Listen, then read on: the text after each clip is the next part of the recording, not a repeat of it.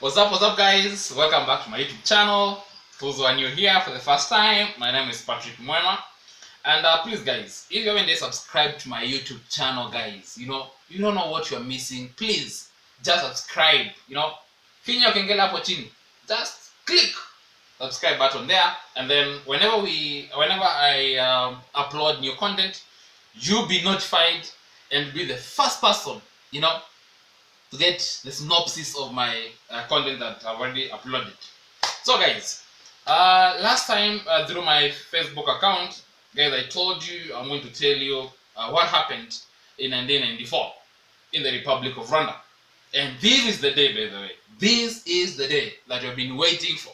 So today, of course, I even have a guest. Today, guests whom I've interviewed, and that guest will tell us also what happened, because that guest at least has the entire history of what happened. But just generally, as I promised you guys, we need to look at exactly what happened. 1994 genocide against the Tutsi. It's very important, guys, to understand exactly what happened. And at least from the experience and from the history that I've already read, at least I've visited 2 memorials in the Republic of Rwanda, and I've tried to get the exact detail of exactly what happened.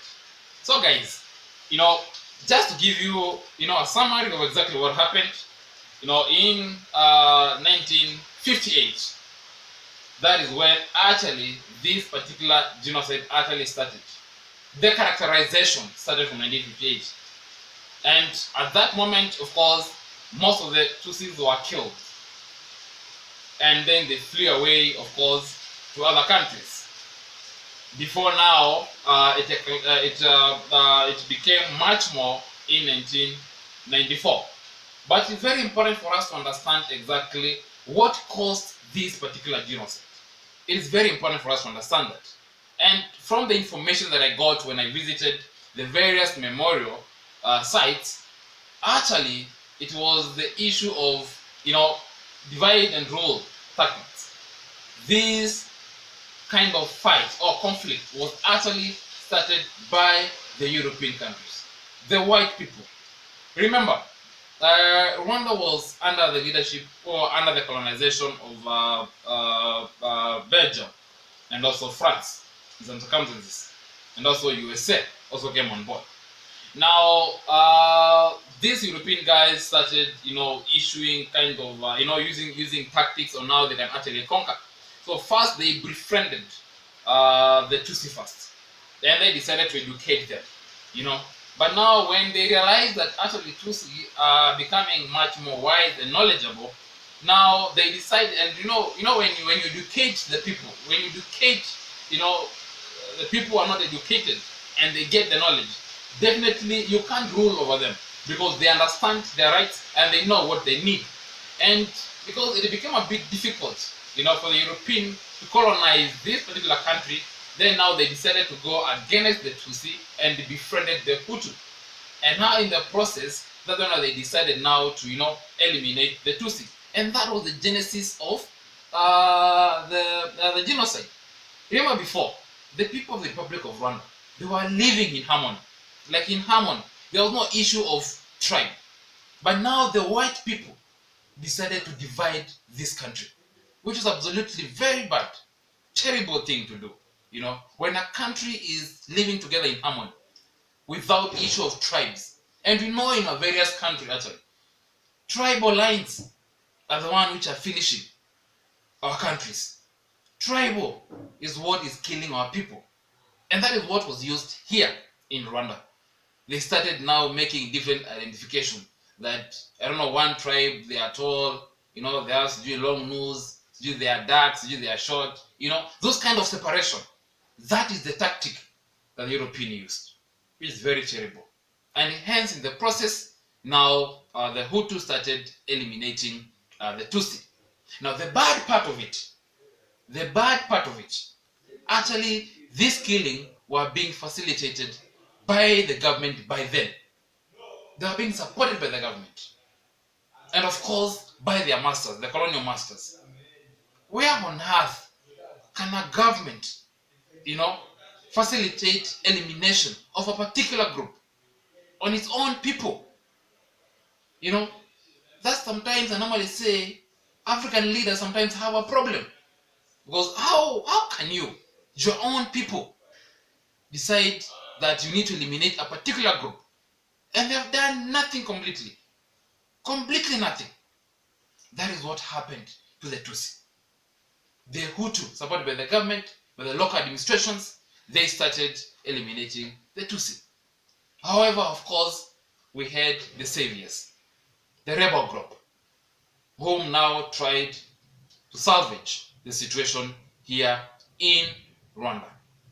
So, from 1958, those who survived, then they were eliminated in 1994. The Tutsi who survived 1958 and 59, then again they were attacked in 1994. Then of course, as I've clearly elaborated, that now of course there was formation of an armed group, the rebel group, whom now tried, to come and salvage their country. Again, the another side story that I was actually told and read when I visited those memorials is that the UN Security Council, when they sent the France to come here and try to rescue the people on the humanitarian ground, later did we know that these guys were actually facilitating the genocide, the elimination of Tutsi by the Hutu. Now, if UN has sent a representative to come and rescue people, then again they're the one who are actually aiding and abetting the perpetrators in executing this heinous kind of crime called genocide. Then we African, we have to ask ourselves, are the European our best friends really? Aren't they the one whom are bringing problem to we Africans? Our African leaders, we must open up our eyes. We must indeed open up our eyes and ensure that we live within our own means without the interference of the white people. Actually, the USA, the Belgium, and the French, that is France, actually they had a prior information that genocide would happen. But these guys, they did absolutely nothing to prevent it from happening. And again, I ask the question, are these European countries our friends really? Or they always want us to suffer and then they rule over us? So guys, moving forward, and this message goes directly to the young people, because it was the young people whom were mentally used in execution of this heinous crime. As young people, we must decline any invitation on regarding to tribe. We must understand that we are one people. We are one nation. This message is not only directed to Rwanda, but also to we Africans, every country in Africa. We must not fight against each other. Just because I come from a different tribe, that not should be the position that I need to look another person from a different angle. He is a human being. So let us live in harmony. Let us work together.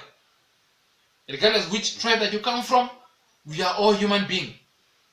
Let peace dwell within our borders. It is very important, guys. So let us maintain peace, and it's with the young people, whom of course we are always being used by the politician. Let us live in peace. Let us live in harmony. Let us live with one another. Let us love one another. Because if we love one another, trust me, peace will excel in our borders. They understand now that Tanzania is going to an election. I understand that also very soon Uganda is also going to an election. Yeah? Kenya, I understand there's a level of a referendum and also election in 2022. And of course, the leaders will try to use the youth. The youth, let us maintain peace. Very important. Let us not go to the election on tribal lines. let us not go to the election within the tribal lens. Again, also, let us not also be driven on the agenda of ethnicity or them versus us, the rich versus the poor. That should not be the position. That should not be the position. We are one people, one country. So guys, that is just a synopsis of what exactly happened here in Rwanda. And subsequently, of course, I'm going to, introduce to you our visitor for the day, our guest for the day, who will at least also throw some light on exactly also what happened, because our guest experienced what happened during that time, that is 1994 genocide against the Tutsi. So guys, thank you very much as you watch our guest, as our guest tries to give you at least some aspect of what happened. And then thereafter, you're going to see also some pictures when I visited one of the memorial sites here in Rwanda. Thank you very much. May God bless you. Much love. My name is Umuhire Georgette. During 1994 genocide against the Tutsi, I was 8 years old. I was living with my brother, my sisters, and also my two parents. During that time, I lost my two parents as well as one of my brother. During that time, what we have seen was really terrible. Hutu start killing Tutsi, and we have seen our parents, our brothers, our sisters, our neighbors, our children being killed like animals. It was really terrible, and it was really bad. What I can advise to the young people or to the people in general is that we must work together, we must stay together to avoid that what happened here in Rwanda will not happen anywhere else. Thank you. Murakoze.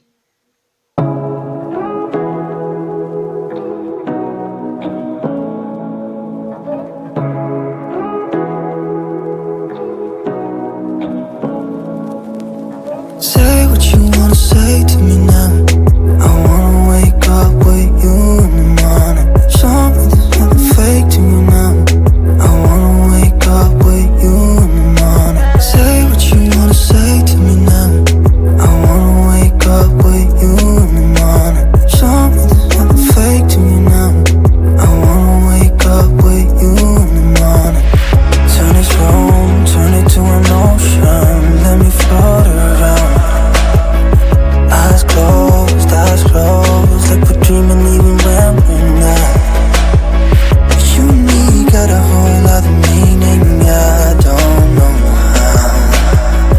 You and me just know how it feels when we're falling in love. Say what you wanna say to me now. I wanna wake up with you in the morning. Show me there's nothing fake to you now.